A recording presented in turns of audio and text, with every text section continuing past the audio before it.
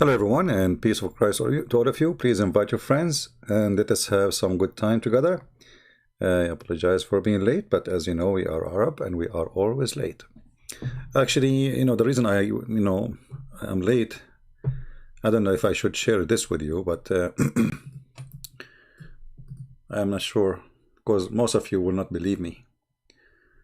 Um, what happened? A donkey come to my window, and it's a big donkey, and he said to me like Allah, he want to take you up in journey, you know, and then I don't know much about space ships, but it was it was a very interesting journey, you know. And those things happen usually to all my family. I mean, all of us, we fly usually, and my grandfather, he used to have a flying carpet, and my uncle from the other side, actually, he used to have a flying horse. And then when this happened to me, I wasn't really too much surprised, because as I said, those things happen to us all the time, you know. um, so anyway, I mean, if you, I know many of you don't believe me, but it's a true story, and if you don't believe me, ask Allah. Yeah, it's true story. So today our topic is about Muhammad going to the seventh heaven.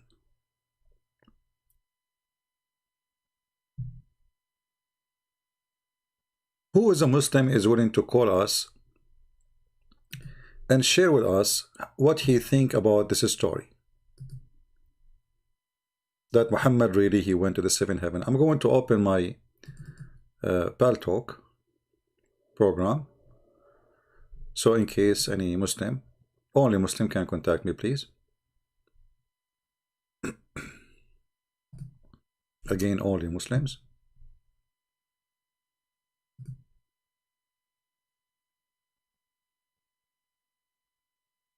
All right. So if you are a Muslim and you are if you are a believer in what Muhammad said, and you think you can show us some proofs, like consider yourself like this, like you are talking to somebody and you want to tell him about your prophet. His name is Muhammad, and then this prophet, he have a donkey come in front of his house, and then this donkey, he took him to the seventh heaven. And then weird stuff happened in this journey. So who as a Muslim would like to call us?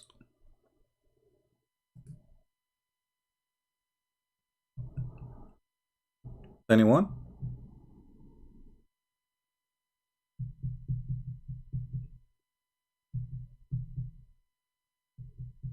Do we have any Muslim?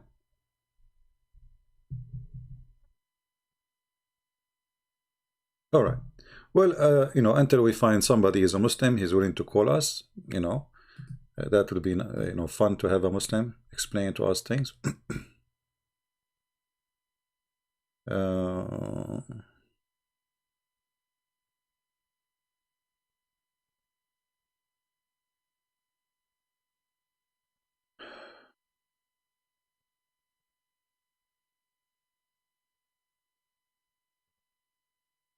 hmm. Let me see. Somebody sent me a news. I don't know if this news is true.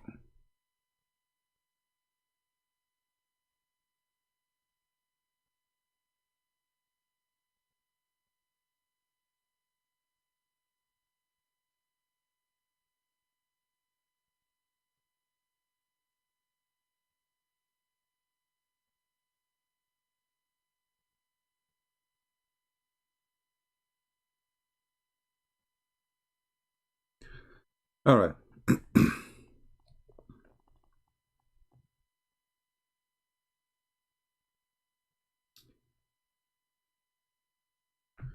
So,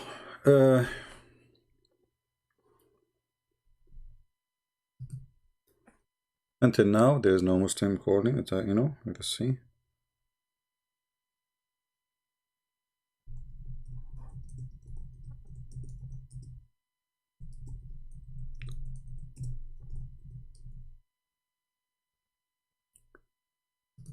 Have you tried to calling Muslim channels instead of waiting for them?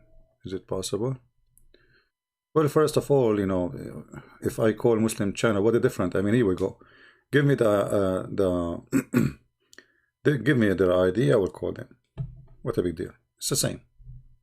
Do I know even who's talking to me? A Muslim channel. Why don't, you know? What different is going to be?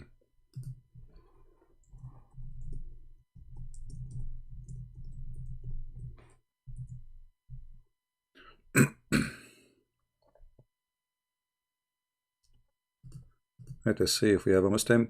If you are not a Muslim and you text me, I will block you. Just to let you know. If you are not a Muslim and you text me in Paltalk, I will block you.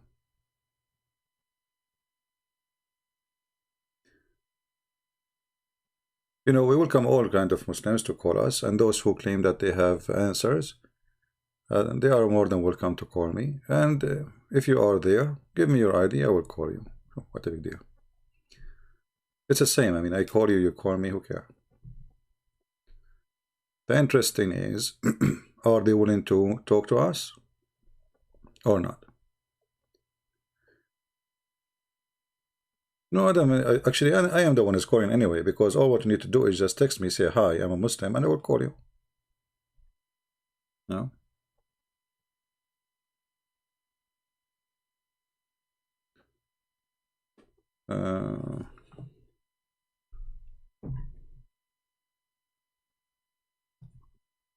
Let us see.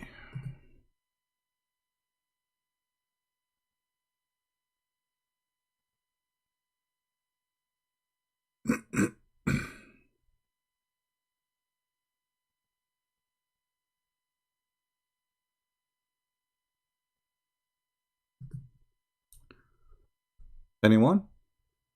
Well, if there is nobody, then we will go to the topic, and then Lord have mercy on Muhammad. We give the Muslim chance, the opportunity to, you know, to get involved and present their case, so it can be maybe some truth in there, maybe, right? So if we go and see the story of Muhammad going to the seventh heaven.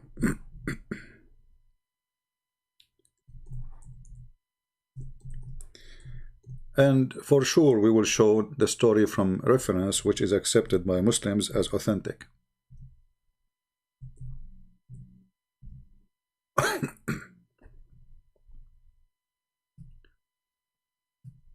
This is Sahih Muslim. This is Sahih al-Bukhari. As you see, this is all is Sahih. All of this is Sahih stories. So they have no excuse to say we don't accept this story, we don't, you know, I mean, let us take Sahih al-Bukhari. As long it is the most respected book and considered the most authentic for the Muhammadan. Sorry, my voice is not good, you know, so if I keep saying my throat is dry. All right. It says here that the Messenger of Allah described to them his night journey, saying, while I was laying in Al-Hatim or Al-Hijr,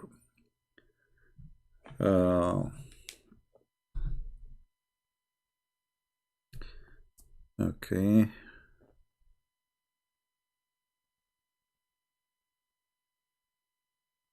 I'm just answering somebody, please.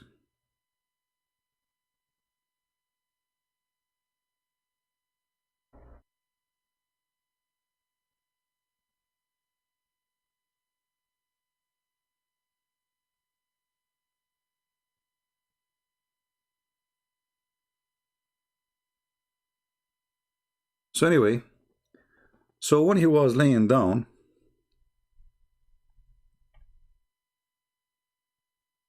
an angel attacked him.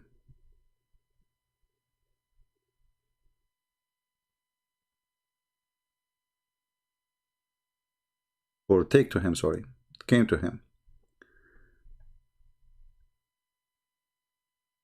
Is that a true story, Muslims? It sounds like an attack for me, actually.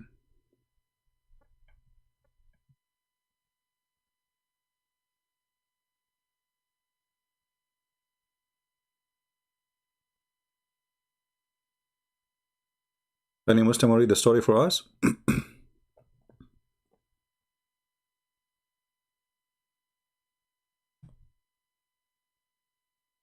Nobody? You want me to read it alone? That's not good, because you know my English is not good. I thought maybe some of you would help me. All right. So anyway, the angels, they came to Muhammad supposedly, and as usual they come as men and they cut his body from here to here, which means from his throat to his testicles. And I asked, you know, he said, where? Like, what does that mean? He said, from his throat to his pubic area. You will notice in some other translation, they don't say to his pubic area. They lie. They say from his throat to his down his chest. You notice here, they are saying the truth in this translation.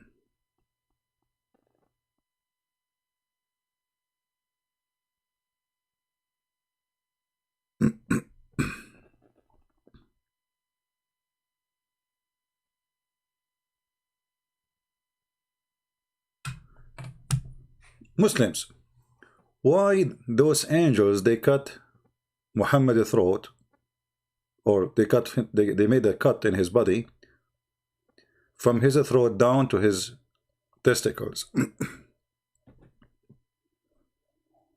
Remember, we are talking about Muhammad getting ready to go to heaven. Any Muslim?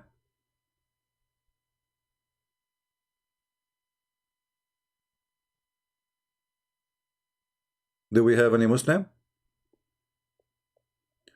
You see, I want to go to heaven now, supposedly.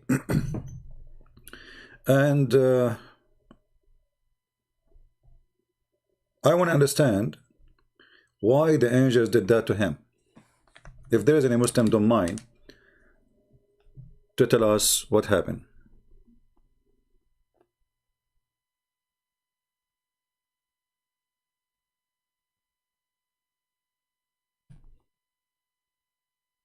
Any Muhammadan?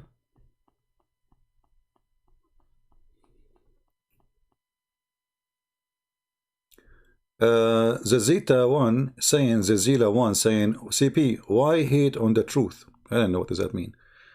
I thought my English is bad, but I feel better now. I'm asking you, my friend, is that the truth, that your prophet, to go to heaven, in order to go to heaven, the angels, they cut from his throat down to his testicles to clean him up from inside? Is that a true story? Why Muslims, if we ask them a question, they cry and they play victims? We are people like you. Maybe we will believe, you know, make me believe. What is the relationship between making a cut from the throat of Muhammad to his testicles, may Allah bless them, to go to heaven? What is the reason? Any Muhammadan?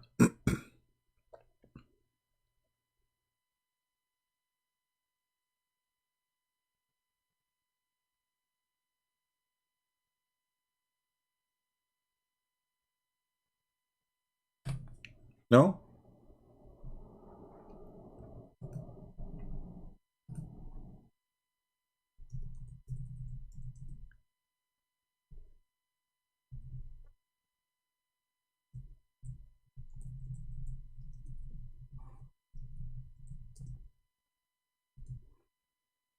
Nobody knows?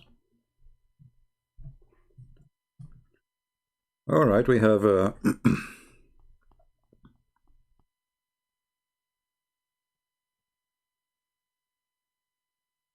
we have a brother Osama Dakdok. Maybe he'd like to join us.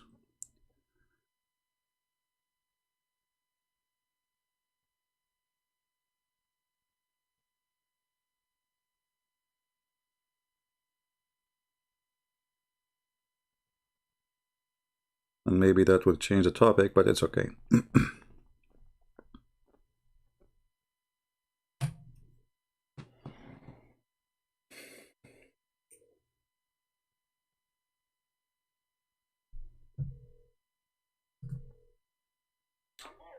Hey, brother Osama, we are live on air. You like to join us?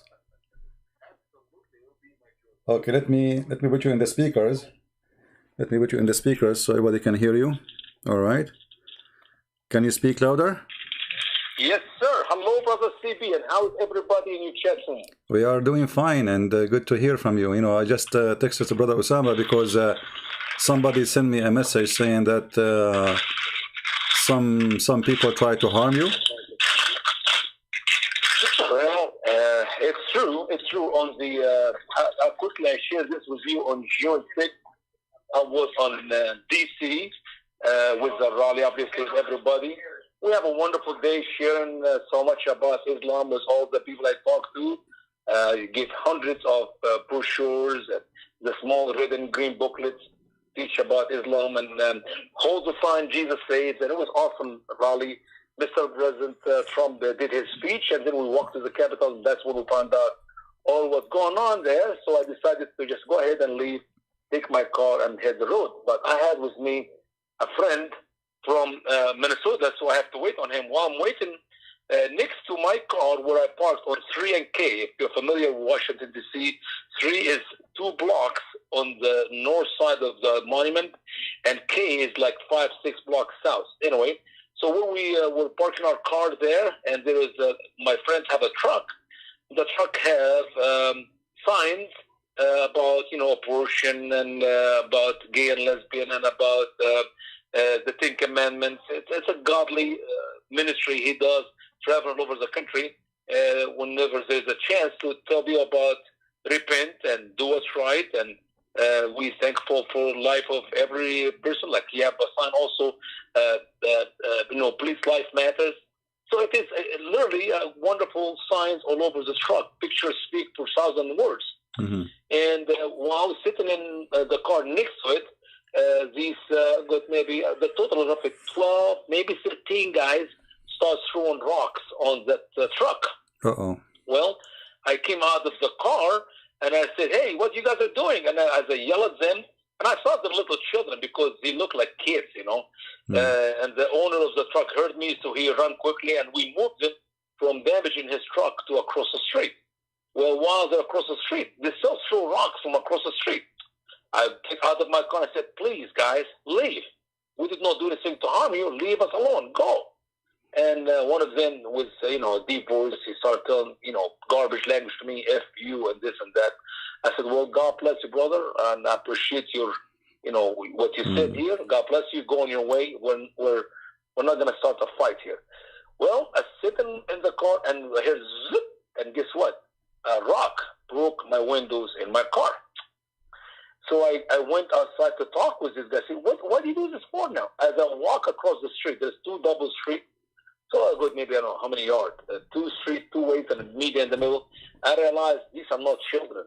There may be 3 or 4 kids, teenagers, but they're all, they're black men who are, I guess, late 20s, early 30s. And no kidding, they were about to surround me to beat me physically. Obviously, I do not have the strength to fight even one of them, not all of them. And then the Lord sent 2 guys I didn't even know from Adam, 2 white guys who ran towards me to stop them from physically harm me. And somehow these guys start running across the corner. I didn't know why, but they all go around the corner, and I walk, and I was on the phone with 911 because I was reporting that somebody threw a rock on my window, broke my glass. Mm-hmm. And at the moment I turn around, Brother CB, that's when I hear pop, pop, pop, pop, pop, 7, 8 bullets. Well, one of these bullets hit one of these guys in his left legs. He fell on the ground, and the lady on the phone, she said, "Is these shots? Is these bullet shots I hear?" I said, "Yes, ma'am." "Anybody hurt?" I said, "Yeah. One guy is laying on the street." Well, when I saw the shooting, CB, it happened quickly. It was like 3 seconds, 3 or 4 seconds. There's only a tree. The tree is 6 inch, 7 inch round. So I put my both hand on my head, and I knelt down in the tree, under the tree, to cover my head. But obviously, the tree could not protect me, but the Lord is the one who protect me. Well, after they did the shooting, they ran. Well, the gentleman, Alan Hoyle, who is does this ministry, street ministry, he ran, and he carries that kid, that guy, well, that's maybe in his 20s, and with another guy to the other side of the street. And that's when we found out he was shot in his foot. Quickly, there a good maybe 12 cars, 11, 12 cars, police cars were there.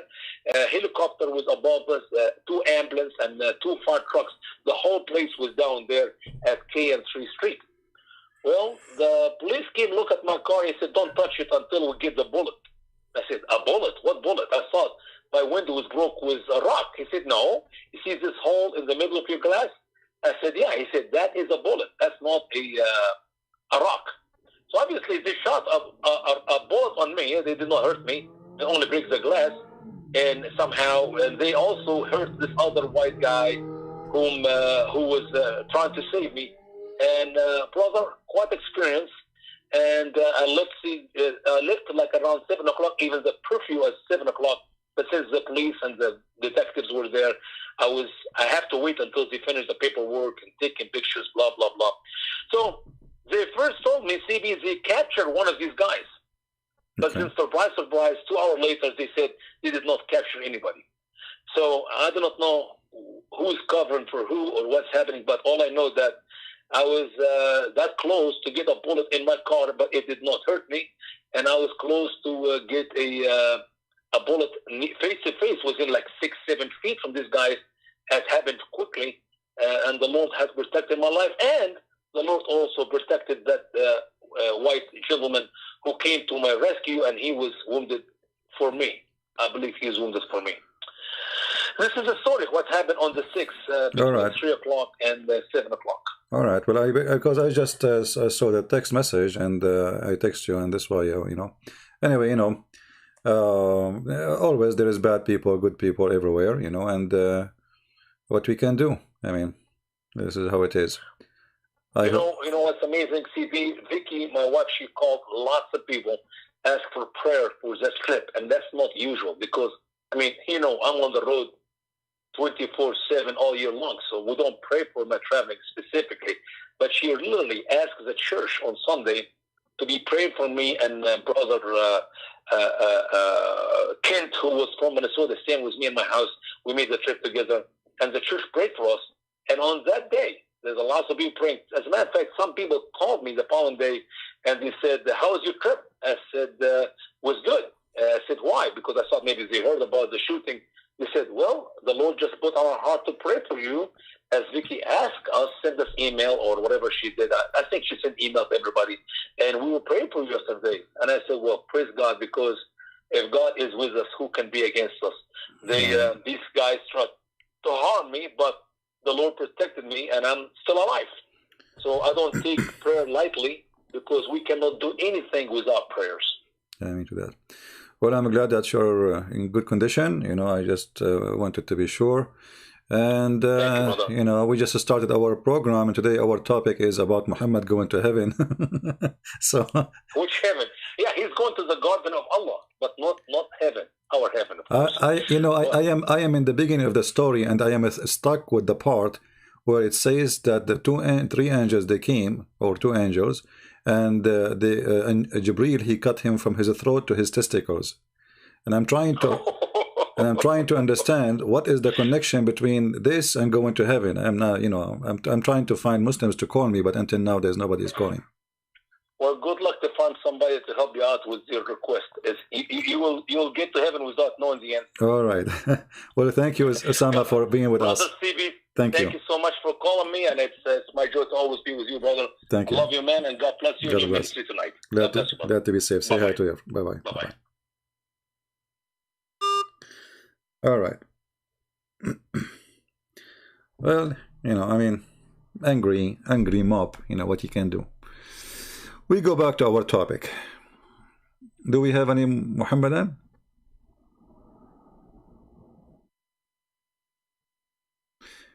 You know, racism is ugly, and this is what happened when some people, they fool them, and they make them believe that anyone who have a sign about Jesus, he is racist. Anyone, and Osama is an Egyptian, he's an African, you know, he don't have a white skin. I mean, isn't it crazy? I mean, Osama is an African, you know, in case you do not know. So, I mean, I don't know. But when you are blind, right? When you are blind, you are blind.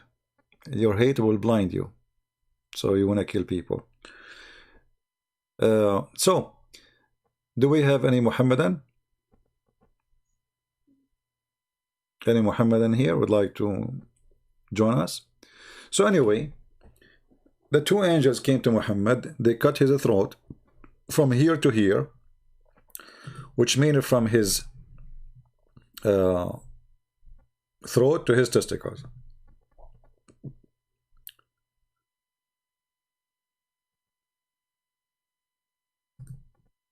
Why?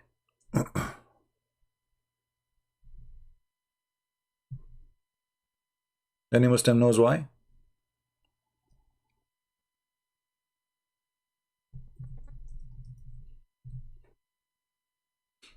What was the purpose of this? You know, like if we say, you know, if we say that Muhammad is received by angels, that means the angels are doing the order of their God, and that God supposedly his name is Allah. Okay, wonderful. Why? Any Muslim can tell us? What is the purpose of washing, cutting open his chest, going down all the way to his testicles? Any Muslim? You see here, you see that because the story is very embarrassing and doesn't make sense. The Muslims get angry if you ask the questions, but the story itself is the reason for them to be angry. The unique thing about this religion, that they write this story, they teach it to their kids, they print it, they translate it, and then when we ask them about it, they get angry.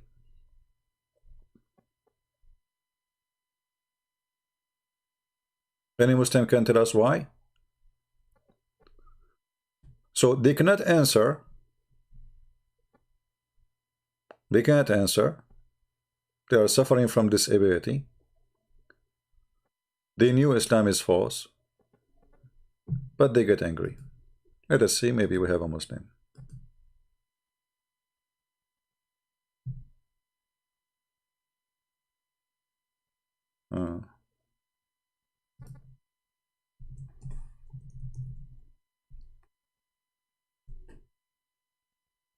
Anyone?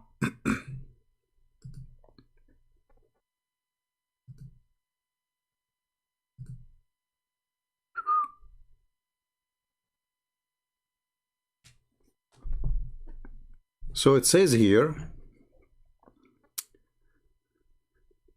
let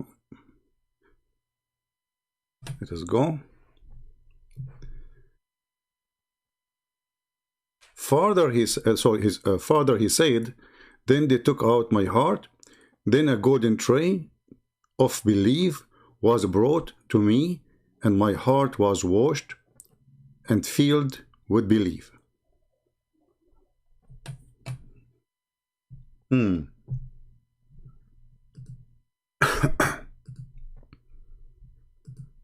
Interesting.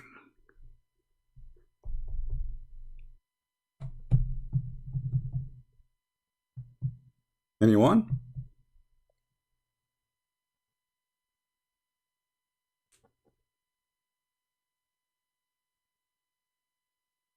Not even a single Muslim?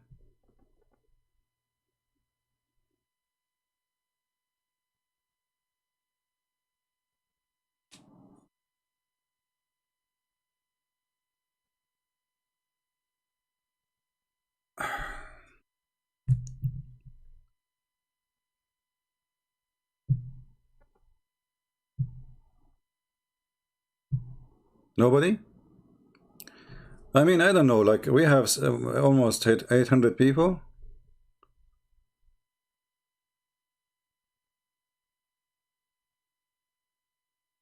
And yet, nobody can tell us. They cut his chest, and then they filled up his chest with golden tray full of belief and golden tray full of wisdom.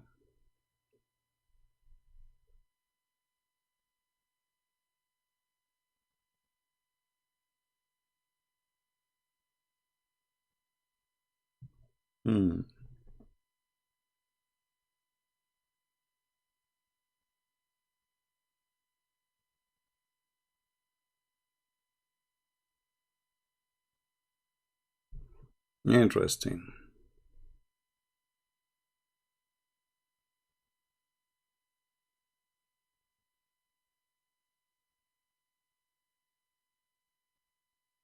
Nobody can explain. I mean, this is very simple. I mean, what's the problem? You see, we aren't asking you questions about like how God created the baby. I mean, it's very simple.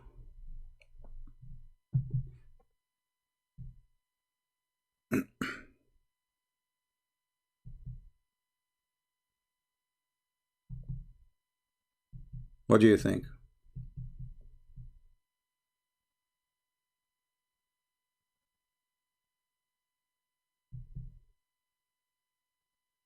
You see, Muhammad, he want to go to heaven. Muhammad is chosen by Allah. Muhammad is the best of mankind.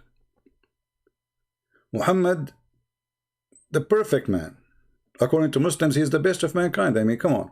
So why Allah he needed to do plastic surgery to clean him from inside, and then he decided to do such a surgery, and what he installed inside in his throat and his chest and his testicles? A dish of faith and a dish of wisdom.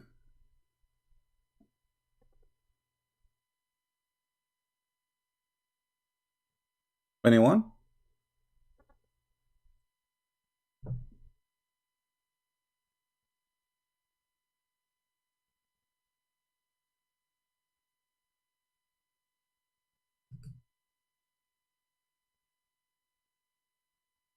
Why Muhammad was, you know, he's mentally ill. Allah decided to do some maintenance.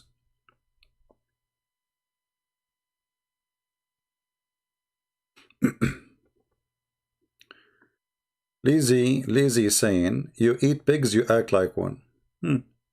Well, no, Muhammad, he did not eat pigs, but he was marrying children. So you tell me.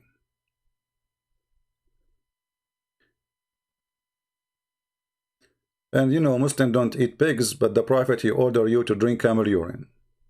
You tell me. I mean, this is animal and this is animal. And camel is forbidden for the Jews anyway, the same as the pig. Camel is forbidden for the Jews, the same as the pig. So your Prophet, not only he made the camel lawful for you as meat, he made his piss lawful for you. And don't, you know, waste my time talking about eating pigs, you know. I mean, you eat what is worse, but who care about this? What we care for now, the question in front of us. Allah, he sent an angel, and they open his throat all the way to his testicles, and then they start washing his look like, you know, here the story, by the way, doesn't show everything.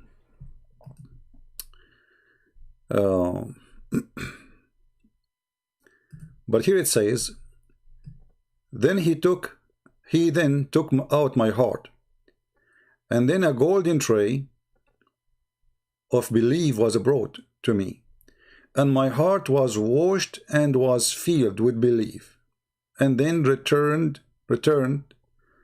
to its original place. Any comment? You notice here that according to the knowledge of Islam and the knowledge of Allah, you cannot install wisdom and faith unless you take the heart out. You install the wisdom and then you put the heart back.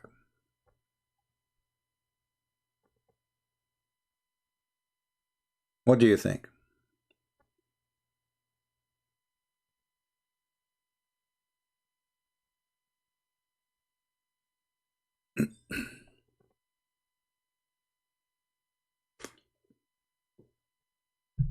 Anyone?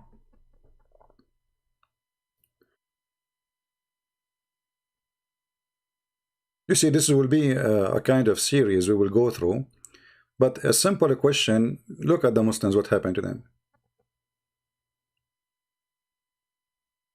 Very simple question. So what kind of religion cannot answer such a, you know, I mean, this is very simple. Is it true that Muhammad really, he received a surgery from his God, and the purpose was to clean him from inside and to install a dish of wisdom and a dish of faith. Anyone?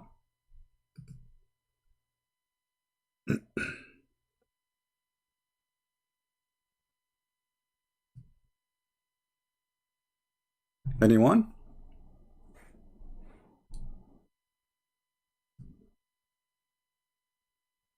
Waiting.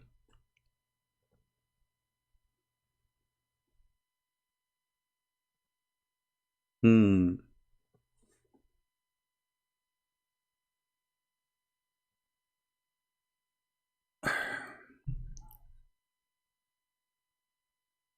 did not even start the topic yet. I'm drinking my tea, waiting for the one who want to tell me.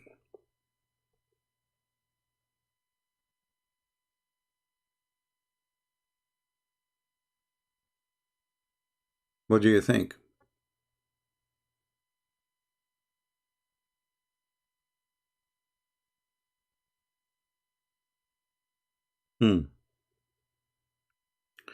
You know, the Quran says if Allah want to do something, he said be is going to be. So based on this story here, Allah, he noticed that Muhammad, he have a problem. And the problem is, you know, he is short of belief, and obviously his wisdom is bad. So Allah, he decided to fix Muhammad. It's a maintenance thing. The question is,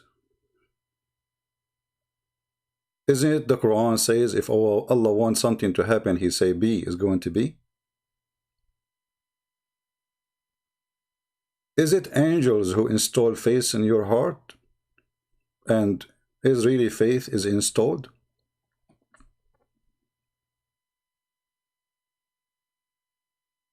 Anyone?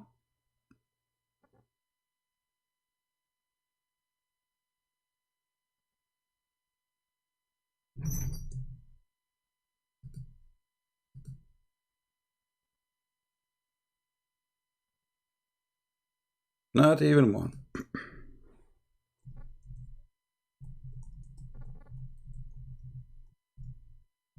Interesting.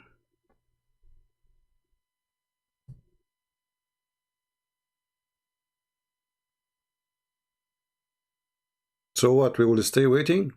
Honestly, you know, you see Muslims, if you cannot answer this, I'm going to stop here. And everybody will repeat the same question. Muhammad is going to heaven. Muhammad will see the house of Allah. Actually, he did not see the house of Allah, but there is a house, it's called Al-Baytul Ma'mur. We'll talk about it later. But before we go to continue reading, I mean, we are just in the first steps in the story. So what is next?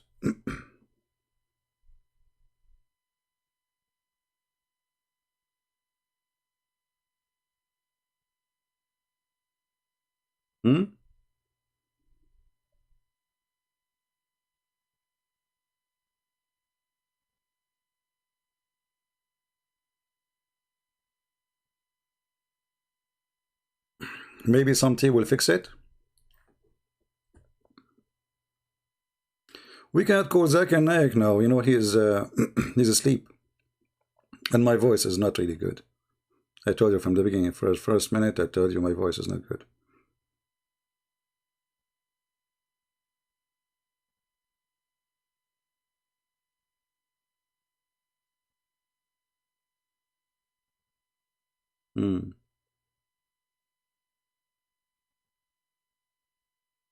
I don't see any reason. You know, what is the reason that there is a person want to go to heaven? He is already a prophet. He received a lot of Quran. Allah, he chose him. Do you think Allah, he chose Muhammad, and then later he found that Muhammad is not qualified to be a prophet? Like he needs some adjustment, he needs some maintenance?